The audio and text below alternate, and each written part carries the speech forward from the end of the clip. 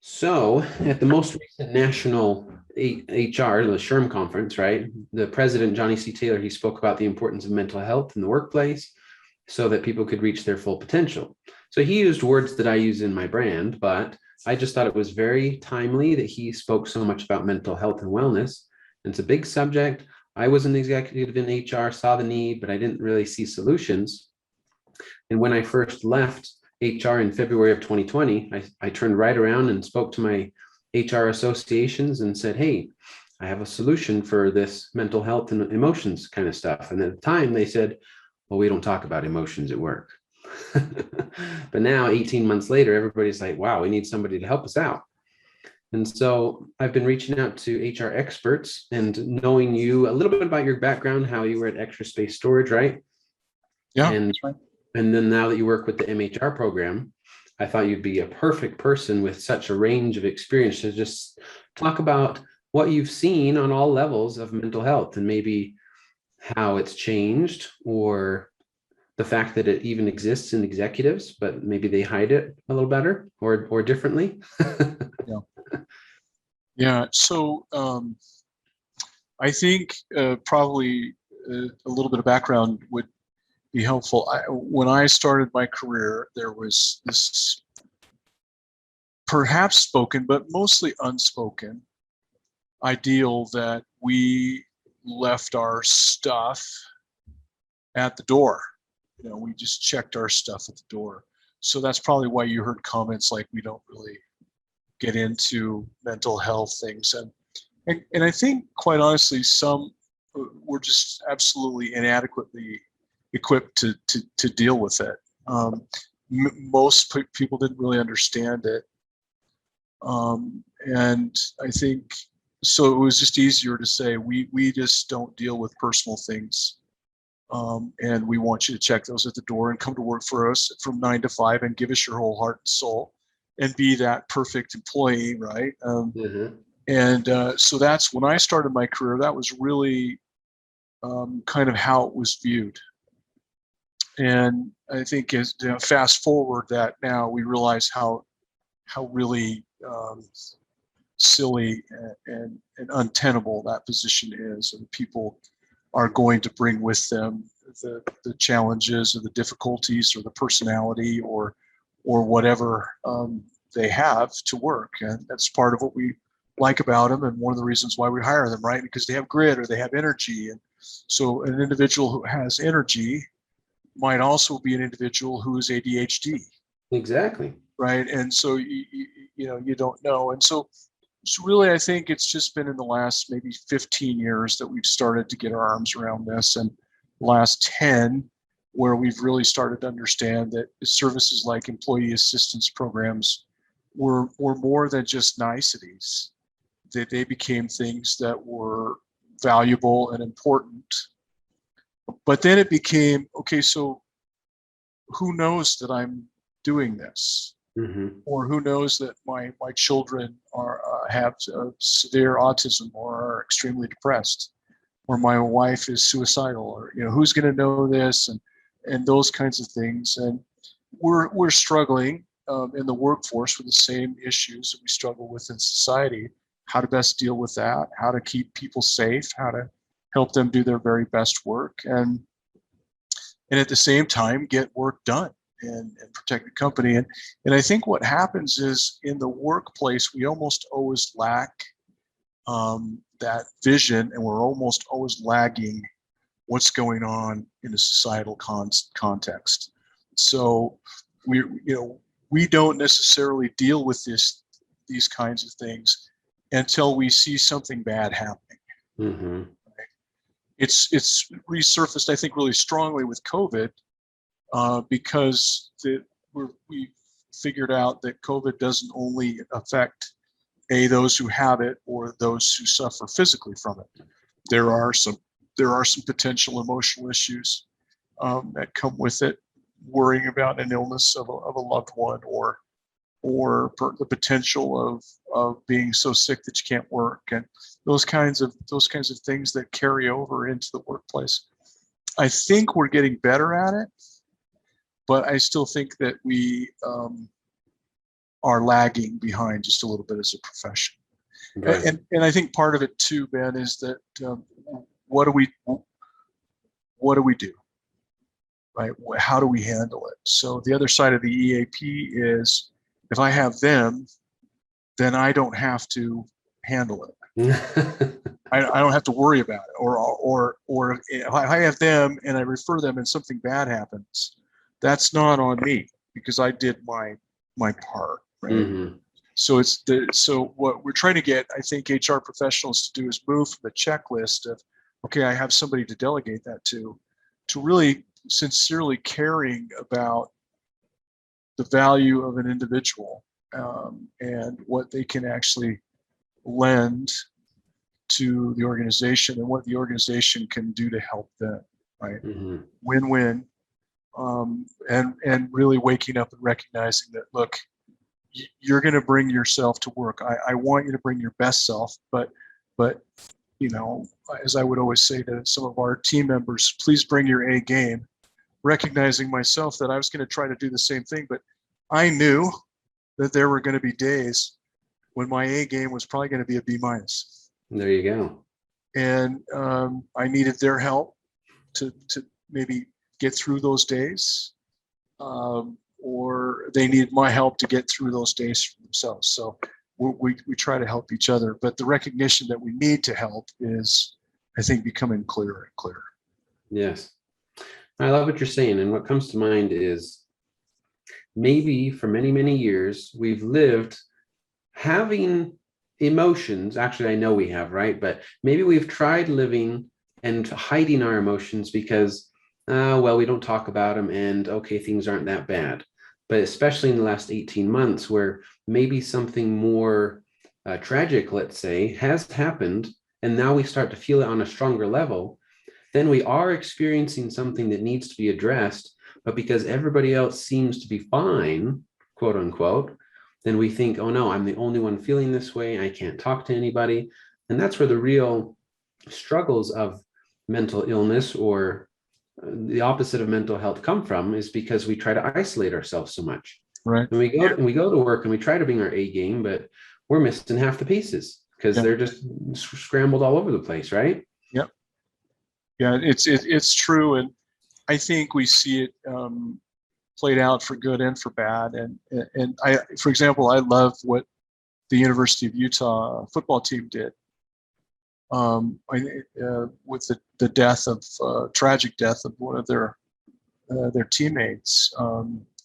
They flip-flopped their practice schedules. They sent the whole team to a funeral out of the state, and they were very open about letting their players come to work and talk and dialogue about things, but then go out on the field and actually practice and participate. And it became almost a refuge for them, to be able to go and do something. But in order for it to be that refuge, they had to have an outlet, right? They had to be able to talk about it, and they had to be able to sort of commiserate, mourn together, if you will. Mm-hmm. And I like how they did that, and I think we don't probably do that enough in the workplace, in a positive, proactive type of way. Employee has a death of a loved one. Maybe it's from COVID, maybe it's from old age, and we don't recognize it. We sort of say, if she wants to talk about it, she will. And really, what she may be looking for is just an expression of love and concern, not necessarily answers. Just, we're in this with you, Mm-hmm.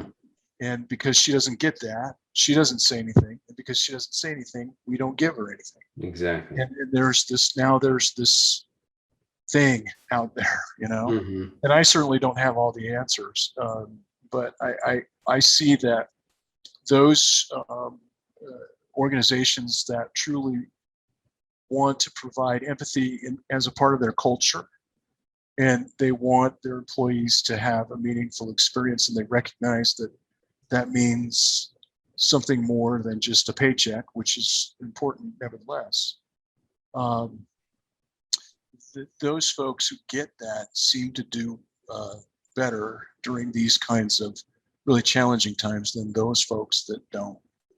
And communication is a key, and certainly those companies that communicate better and have vehicles to really communicate well, I seem to win.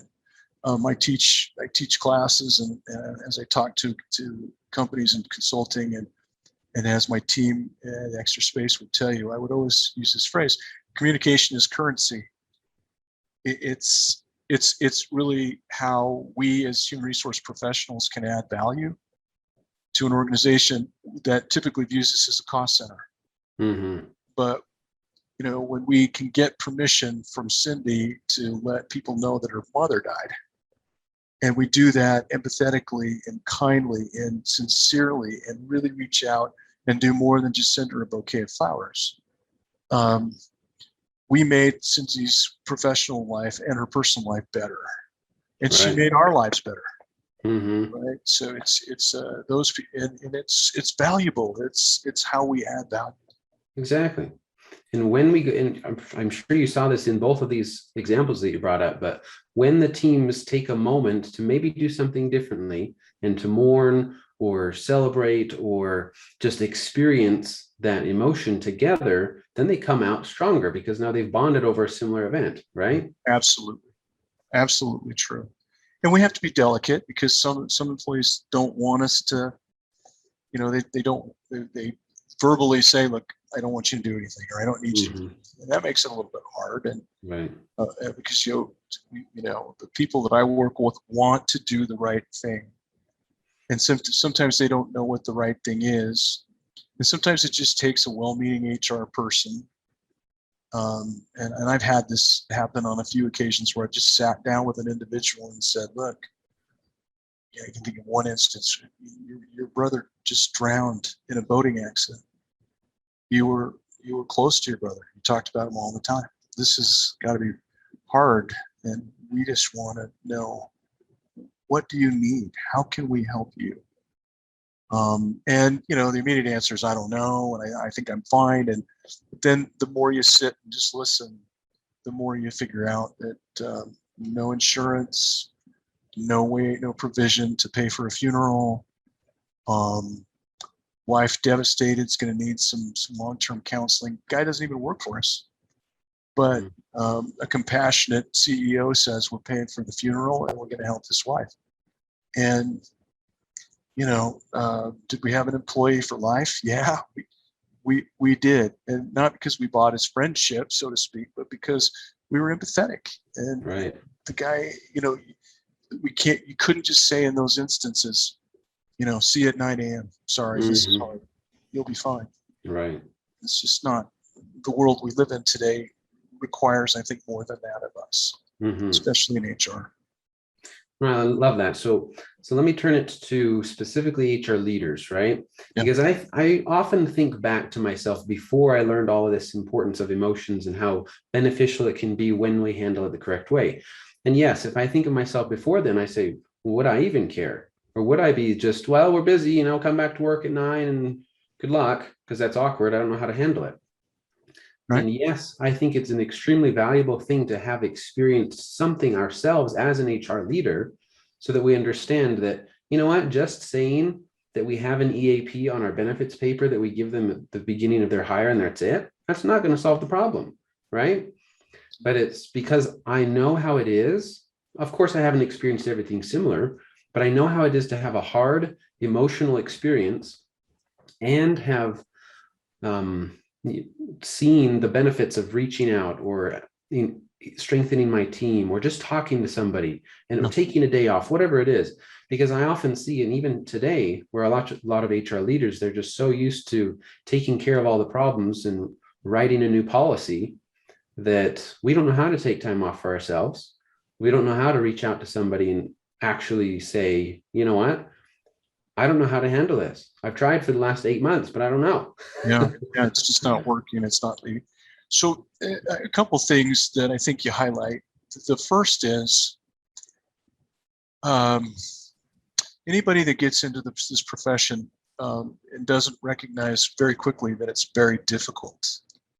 I really would like to meet them because when somebody says to me, and you probably feel this way yourself, Ben, that when somebody says to us, this person is really good with people, it just feels like fingernails on a chalkboard, right? Because it's so much more than that.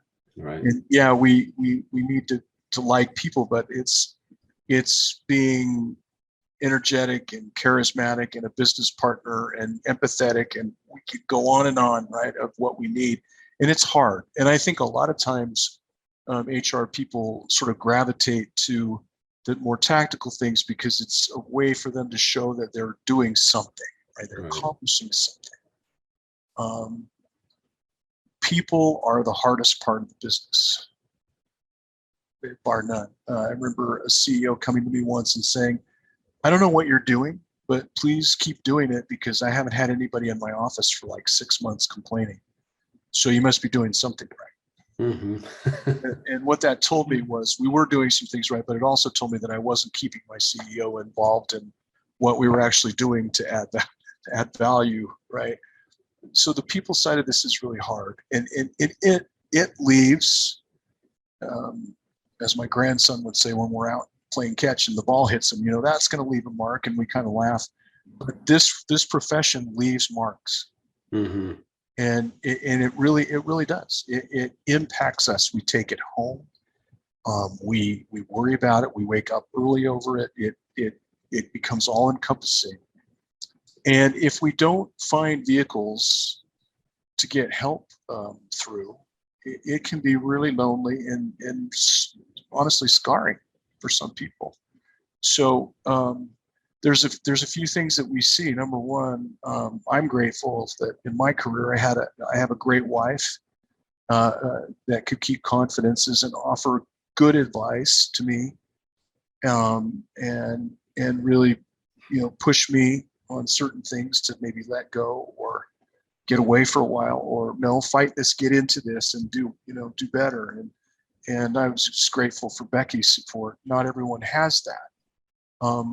I think part of the value of an organization like SHRM or World at Work or some of these things that we get together, if we took surveys and we asked the participants what they like the most, I think the number one answer would always be the same. I liked being together with other professionals. And so I think those organizations, certifications and other things, okay, yeah, we need that as a profession, certainly valuable. But I think one of the things that we can get from them is a chance to really sit with people we don't know and just talk to them about what's going on, and go to presentations and ask questions and grab the speaker after and go, I don't get this, and in a safe way take risks of trying to work through things, right? And then I think the other things are, we are learning that our EAP services and other things have to be more proactive.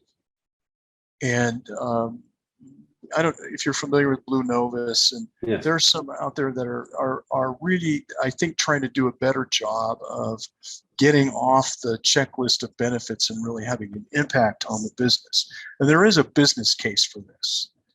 To keep people healthy physically and mentally is an obvious business case for that.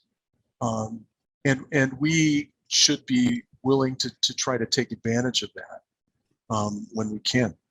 Because I think it's also helpful. I have a person in my life that is not a professional in the mental health area, but I have a person in my life that if I just crashed and I was just paralyzed and I couldn't go forward, and it was work related and it was maybe a little bit out of Becky's league, I know I could call her and I know I could talk with her about anything. And I know she would help me, and she knows that about me. So I guess the final step I would say is have a posse, have somebody that you can ride with that just will not be afraid to say, Ben, you are way too deep in this, buddy. You got to back out of this a little bit. Or, man, why are you giving up so easily on this? Or, whatever. This isn't like you. What's going on? Why are you so angry about this? And that you can really count on to be there. And I think if we could get, a better understanding of some things and realize that it's difficult and we need to talk to people and we need to self-help, and that there are ways to do that that are productive. I think it's become, to me, honestly, as I teach young professionals, I think it's become part of the pattern of success. Yes. You hear individuals suggesting that we have this 1:59 mentality where we take 1 minute out of every hour to think about something that's strategic or something that's personal or a problem that we're having, and then we move on. And the whole idea is that gives you 24 minutes a day / the 12 that you're 10 that you're asleep. So 14 minutes a day that all you have to do really is to try to carve out that time to think about your health, your attitude, your character, your integrity, whatever. And I wish I would have learned that earlier in my career. I think it would have made a big difference for me. Right. So I want to touch on something you said early on, where you said people are the hardest part of business. Now I want, if you will, tell us a little bit more about your experience, the size of the company you were working with and how high level you were, because I want people listening to really understand how qualified that phrase is. Yes, we've heard it at school. Sure, we've read it in a book. But for somebody like you to actually say that and tell us why that's actually true, then for an HR leader who's struggling and saying, yeah, I know how important they are, but my boss doesn't understand that. And I'm working my tail off, but he doesn't care. And so this is huge for an HR leader to feel valued and validated. Sure. So I was the youngest director of the largest department of the largest employer in Salt Lake City in HR for a period of time. And from there, I was hired away to the company that you refer to as Extra Space Storage, which the work, I just had an incredible number of people around me who frankly made me look pretty good, but were really just good people. When I started out, we had 38 properties and about 150, 160 employees. And my first piece of advice to the CEO and the senior vice president was, you don't really need me. and because it's not that big, and you have a payroll person and you have a benefits person, and you can get it taken care of. And then they did a deal with Prudential, $75 million deal, and they started into this process. And they said, no, we really want you to come. We've just done this deal. So I started, and 14 and a half years later, it was 1,200 properties and well over 3,000 people. And during that period of time, we had taken the company public, which is an incredible amount of effort on everyone's part. And we had acquired a company that was 3 times our size. We bought them, which suggests the type of leadership I worked for and the ability of people around me. Just an amazing group, and most dear friends of mine to this day, and most people that I'm going to go have lunch with the former CEO in a couple of weeks and just catch up, because we haven't talked to each other for a while. But in that process, we helped our other executives and our leaders understand that if we took what we thought were our strategic advantages, right? We had high class, world-class software, the tip of the spear, if you will, of software for self-storage. We had properties that communities were proud of and wanted. We were good at acquiring. We were good at the deal. We were good at all those. We were really good at those things. And our goal was to become the second largest self-storage company in the world. That was our goal. Mm-hmm. And then we started with good, all these wonderful things, software, it was all great. But when we really went around the table and said, what's our strategic advantage? We honestly couldn't really say we had one, because other people were developing software and other people were building self-storage facilities, and we weren't the largest, so we were copying some of what they were doing and so forth. So what it comes down to is, no. The only strategic advantage we have are good people, not just people, good people, people who are really going to drive our business forward. That's our only advantage. On the flip side of that advantage is everyone's different. People come with all kinds of stuff. We're hiring people and training them and leading them, and they're living in 38 different states. At the time, we had properties in Mexico. We were exploring Canada. We just acquired properties to manage in Puerto Rico. I mean, we were just all over. And to think, and we were, I think we did a really good job at the time of trying to be diverse, and trying to involve people in continuing their education and all those things that we do. But the fact of the matter is, they were all different. You have managers in Albuquerque, New Mexico, and managers in New York City and Manhattan. I mean, those are two different worlds, in spite of the fact that they're in the 48 contiguous states. You know, and so we began to realize more and more that, look, self-storage and pricing and computer software, those are all really important. But if we don't have the right people to do those things and get us to the next level, and then the next level, and then the next level, we're not going to win. And, you know, at the end of the day, this sounds kind of crude, but we were in business to win.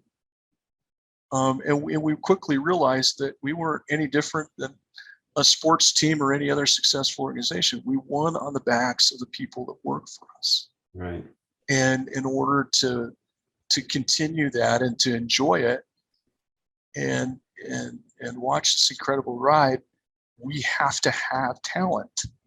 And that talent is the people that work for us. So it is by far the most strategic advantage we have, but it's also the hardest thing, because they just come from everywhere and anywhere. They come with different things. They come with different talents, different skills. And the Wise Company knows how to kind of put those pieces together so they contribute and really push your business forward. And that's what makes it hard. Again, anybody who thinks this is easy, you know, it's not science, but it's not easy, and it's hard. And I just have so much admiration for young professionals. I think they're heroic. And I think it's for the first time, as I look back on my career, and I look forward, for the first time, people are actually coming finally to HR, not to complain about payroll or not to talk about the new HRIS system or whatever. They're coming saying, our people aren't happy, and they stayed with us during COVID. Now all of a sudden they're leaving. We don't know what to do. We've got half people working at home, half people wanting to come to the office, half people are mad about masks, half people are mad about not wearing masks. We don't know what to do. And so it's like, here, HR. and you could be intimidated by that, and you could be afraid of it. But I've been generally pleased with the HR people that I know, that they've been heroic and they've been willing to step in and go, this is kind of our time now. Yes. And I think it's really exciting, as difficult as it can be. But that's my perspective on why it's hard, and why leading employees is hard. You know, I can't get, if I took 10 of my students, just randomly selected 10 students, Cache Valley, Utah State, bright, very well educated, you know, whatever. I couldn't get the 10 of them to agree on anything wholeheartedly. They might acquiesce and conform or whatever, but to actually agree, okay, so that's difficult. Now you spread that out over thousands of employees, right? And you know, it's hard. Well, thank you. And it's great, by the way. Can be very, what's the word, fulfilling, feel great once you make it through all the hard stuff, right? Or know that you can. Yeah, and you can. And I just I'm excited for the future of the profession. I think it's really, I think by and large, it's pulling its weight and making the kind of contributions that make our workplace better, and hopefully provide some satisfaction and some stability for people, for families, for individuals. And I think it's a good time. Yes, thank you. So just to wrap this up, the name of this podcast is Reach Your Ultimate Potential, because it's the idea of you as an HR professional, you have that potential. You've gotten this far. You've been successful. You certainly can. But we see you for where you are now, that you've experienced these 18 months of COVID and all sorts of crazy things that are happening. But we validate you for where you are and who you are for the things that you're experiencing. Bruce has done an amazing job at just talking about the realities of our profession.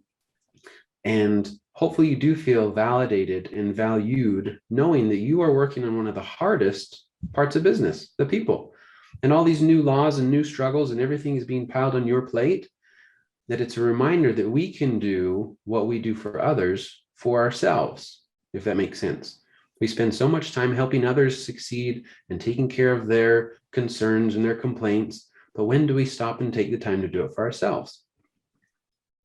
So Bruce, do you have any final advice or words of wisdom to share with these HR leaders? Yeah, I don't know if I have any real sage advice, actually. I just am really proud to be a part of the profession, and I'm so anxious to see this new generation succeed. I would say, just sort of jumping on something that you said that I think is really true. I think the mark of our success is when we do our very best work, is when we are helping others do their very best work.